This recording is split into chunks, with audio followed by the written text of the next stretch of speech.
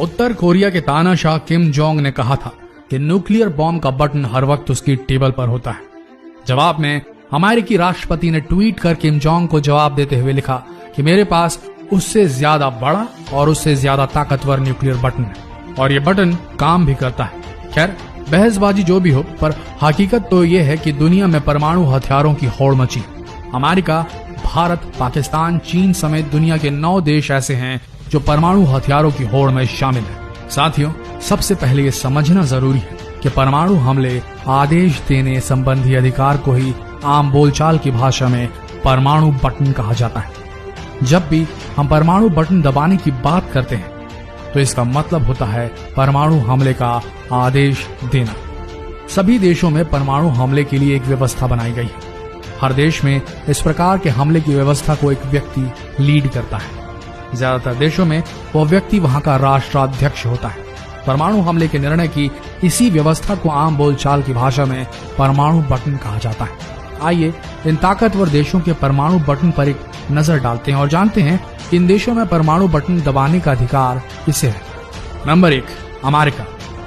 America में परमाणु हमले का अंतिम अधिकार राष्ट्रपति के पास है। इसके लिए उन्हें फुटबॉल और बिस्किट की जरूरत पड़ती है। अब आप सोचेंगे, परमाणु बटन के बीच फुटबॉल और बिस्किट का क्या माजरा है? दरअसल परमाणु बटन की तरह ही ये दोनों नाम भी प्रतीकात्मक है, यानी कि ये एक तरह का कोड है। अमेरिका में एक ब्रीफ केस में परमाणु हमले का मॉड्यूल होता है। अमेरिकी राष्ट्रपति जहां जाते हैं उनके साथ यह ब्रीफ केस भी जाता है। इसे फुटबॉल भी कहते हैं। इस ब्रीफ केस में एटॉमिक हमला करने के निर्देश और जिन जगहों को निशाना बनाना है उनकी जानकारी होती है।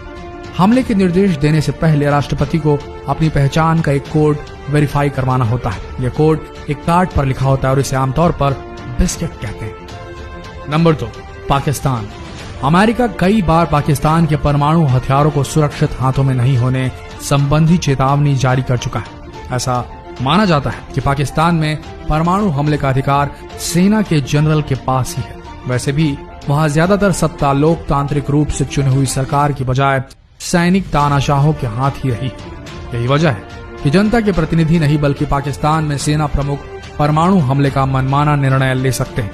ये बेहद खतरनाक भी है। नंबर 3, भारत। परमाणु हमले की व्यवस्था भारत में थोड़ी अलग है। यहाँ तीनों सेनाओं के सर्वोच्च कमांडर राष्ट्रपति होते हैं, लेकिन वे परमाणु हमले का आदेश नहीं दे सकते। भारत में परमाणु हमले का आदेश देने का अधिकार देश के प्रधानमंत्री के पास होता है। इसकी वजह यह है कि देश का पीएम जनता द्वारा चुना हुआ प्रतिनिधियों का नेता होता है। इसलिए लोकतांत्रिक व्यवस्था के तहत पीएम के पास यह अधिकार है। इस मामले में पीएम को निर्णय लेने में सलाह देने के लिए एक लोकतांत्रिक प्रक्रिया है, जिसमें राष्ट्रीय सुरक्षा सलाहकार यानी कि NSA, तीनों सेनाओं के प्रमुख और स्ट्रेटेजिक कमांड जिसे हमला करना होता है वो सारे शामिल होते हैं। नंबर 4, चीन। चीन में परमाणु हमले का अधिकार राष्ट्रपति दे सकते हैं। दरअसल चीन में देश की सेना की बजाय वहां की सत्ता में स्थापित कम्युनिस्ट पार्टी की सेना है। यही वजह है कि राष्ट्रपति सेंट्रल मिलिट्री कमीशन के भी प्रमुख होते हैं। इसलिए चीन में परमाणु हमले के आदेश का अधिकार राष्ट्रपति के पास होता है। इस मामले में उन्हें सलाह देने के लिए एक टीम जरूर होती है जिसमें पार्टी और सेना के लोग होते हैं। नंबर 5, उत्तर कोरिया। दुनिया में उत्तर कोरिया ही ऐसा देश है जहां परमाणु बम के मनमाने ढंग से इस्तेमाल की आशंका हमेशा बनी हुई है। वजह यह है कि वहां परमाणु हमले को अंजाम देने का अधिकार सिर्फ एक व्यक्ति के हाथों में, यानी वहां का तानाशाह किम जोंग उन जब चाहे सेना को परमाणु हमले का आदेश दे सकता है। ना तो वहां लोकतांत्रिक ढंग से कोई चुनी हुई सरकार होती है और ना ही जनता के प्रति उनकी कोई जवाबदेही होती है। यही वजह है कि संयुक्त राष्ट्र ने, यूनाइटेड नेशन ने उत्तर कोरिया पर तमाम प्रतिबंध लगा रखे हैं।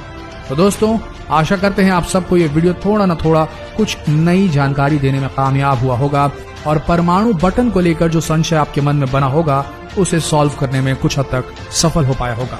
जितना हो सके इस बेहद बेहतरीन जानकारी को अपने फ्रेंड्स, फैमिली, रिलेटिव में शेयर करें। इस वीडियो को शेयर करें फेसबुक पर, व्हाट्सएप पर, और अब तक आपने इस पेज को फॉलो नहीं किया तो अभी कीजिए ताकि अगली दिलचस्प वीडियो आप तक सबसे पहले पहुंच सके। मिलते हैं अगले वीडियो में, तब तक के लिए आप सबका धन्यवाद।